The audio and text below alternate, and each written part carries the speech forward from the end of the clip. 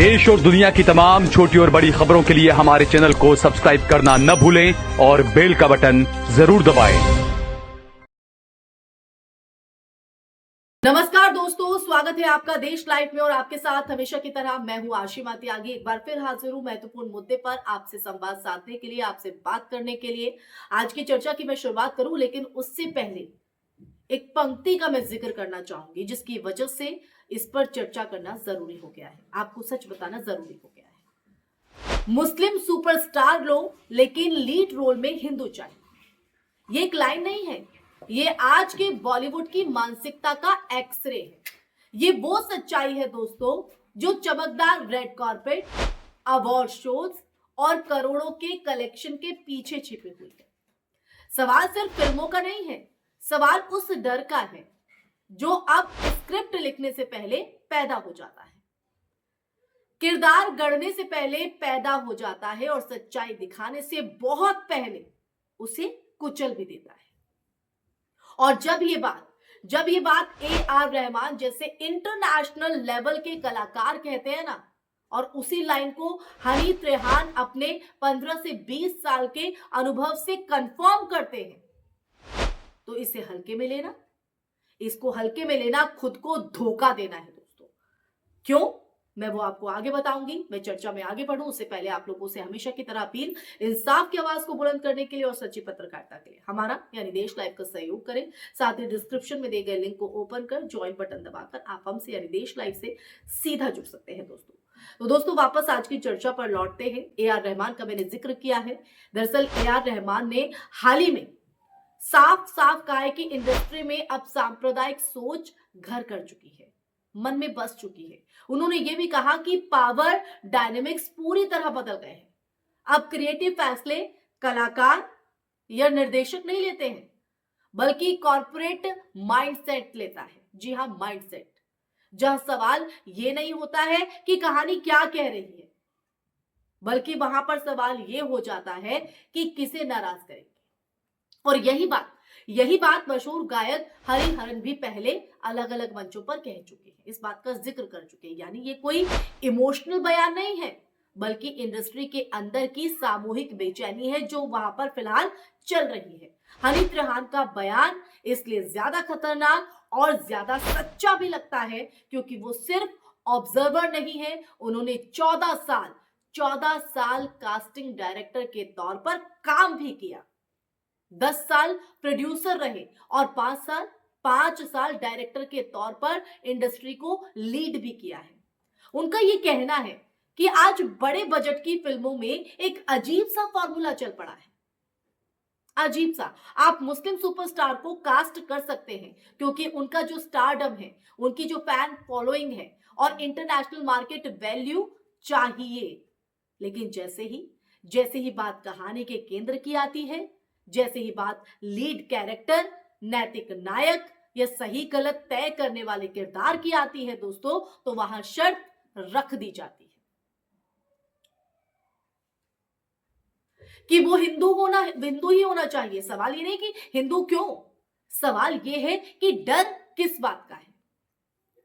ये डर किसी एक पार्टी, किसी एक संगठन या किसी एक विचारधारा तक सीमित नहीं है दोस्तों। सबसे पहले तो आप ये जान लीजिए, ये डर सोशल मीडिया ट्रोल आर्मी का है, ये डर न्यूज चैनल्स के प्राइम टाइम ट्रायल का है और ये डर बॉयकॉट ट्रेंड का है।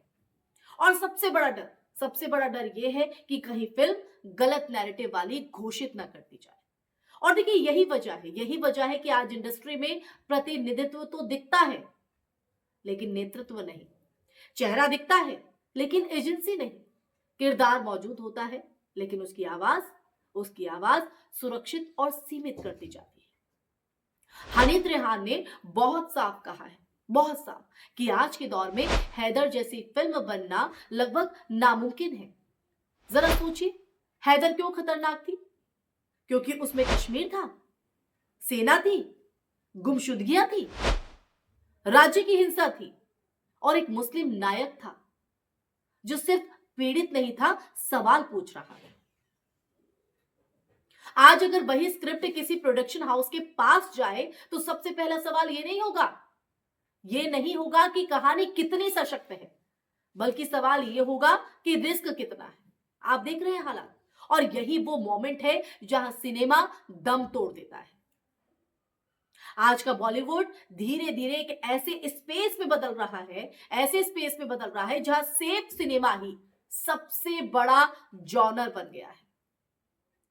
एक्शन चलेगा, माइथोलॉजी चलेगी, राष्ट्रवाद भी चलेगा, लेकिन सवाल पूछने वाला सिनेमा नहीं चलेगा। मुस्लिम किरदार होगा, लेकिन वो या तो खलनायक होगा या साइड रोल में रहेगा, या फिर उसकी पहचान की अगर बात करें तो उसकी पहचान धर्म से काटकर न्यूट्रल बना दी जाएगी। ये सिर्फ मुस्लिम पहचान का संकट नहीं है दोस्तों, ये उस कलात्मक ईमानदारी का संकट है जिस पर सिनेमा खड़ा होता है। सबसे चिंताजनक बात यह है कि ये सेंसरशिप अब सरकार या बोर्ड से नहीं आ रही है, ये सेल्फ सेंसरशिप है। निर्माता खुद को कैंची चला रहे हैं, लेखक खुद लाइनें काट रहे हैं, और निर्देशकों की अगर बात करें तो वो खुद सवाल को गोलमोल कर रहे हैं, क्योंकि उन्हें पता है, वो जानते हैं कि एक गलत फ्रेम, एक गलत डायलॉग, एक गलत किरदार और पूरी फिल्म एंटी घोषित कर दी जाएगी। और देखिए यही वजह है कि आज इंडस्ट्री में टैलेंट तो है, लेकिन हिम्मत है ही नहीं, और वही हिम्मत कहीं ना कहीं दम तोड़ देती है बॉलीवुड का। तभी आप देखिए बॉलीवुड में किस तरह की फिल्में चल रही हैं, बॉलीवुड में किस तरह का माहौल है, तभी एक इंटरनेशनल कलाकार आगे आता है, इस तरह का बयान देता है। ये ऐसे ही नहीं आ जाते हैं बयान, जब आदमी अंदर से उस पीड़ा को महसूस करता है या उन हालातों को बारीकी से समझता है, उसमें खुद को पाता है और उसे करेक्ट करना चाहता है, ठीक करना चाहता है, तो उसके लिए ये बयान बहुत महत्वपूर्ण हो जाता है, और उनके लिए बयान देना कोई मुश्किल बात नहीं रह जाती है। हम देखिए तो अंत में सवाल ये है कि क्या बॉलीवुड सिर्फ पैसा कमाने की मशीन बनकर रह जाएगा, या फिर वो एक बार फिर उस साहस को ढूंढेगा जिसने कभी Haider, Bombay, my name is Khan जैसी फिल्में दी थी। अगर आज भी मुस्लिम सुपरस्टार लो लेकिन लीड रोल में हिंदू चाहिए जैसे फॉर्मूले चलते रहे, तो समझ लीजिए कि ये सिर्फ फिल्मों की हार नहीं होगी, ये समाज की हार होगी, क्योंकि जिस दिन सिनेमा डरने लगे उस दिन सच बोलने की आखिरी जगह भी खामोश हो जाती है दोस्तों। तो सच पूरा आपके सामने है दोस्तों, पूरे हालात आपके सामने हैं, वो बयान भी सामने है जिसको लेकर आज चर्चा करने के लिए देश लाइव मजबूर हुआ और आपको सच बताने के लिए आया। लेकिन ये सच जानकर आपके मन में सबसे पहला सवाल क्या है और जवाब भी क्या है, कमेंट सेक्शन में कमेंट करके जरूर बताइएगा। इस वीडियो को ज्यादा से ज्यादा शेयर कीजिएगा, हमारे चैनल देश लाइव को सब्सक्राइब कीजिएगा। फिर हाजिर होंगी ऐसा ही मुद्दा, ऐसा ही सच का संवाद लेकर। तब तक के लिए अपना ख्याल रखिए। जय हिंद, जय भारत, नमस्कार।